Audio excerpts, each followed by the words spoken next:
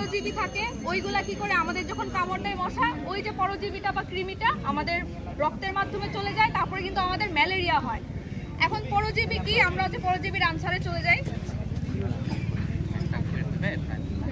আচ্ছা, এই যে পরজীবী হইছে না, এই যে গাছটা আছে না, গাছটা দেখলা না, গাছের উপরে দেখা নেই আরেকটা গাছ আছে, এই যে আরো কিছু পাতা আছে, এটা কিন্তু মাটির লগে লাগাইল নাই, এটা কি তাতে এটা পুষ্টি পায় কই থেকে?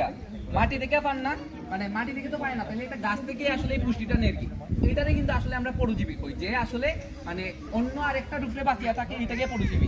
যেমন আমরা মাথার উকুন থাকে না, উকুন তো সবার মাথাতে আছে না, উকুনটা হইল গিয়া পরজীবী, মানে এটাই হচ্ছে পরজীবী। তে আমরা পেটের ভিতরে যে কৃমি থাকে এখানে কই থেকে পায়?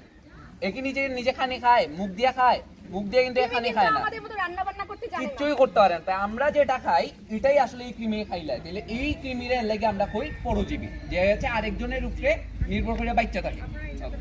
এখন পরজীবীর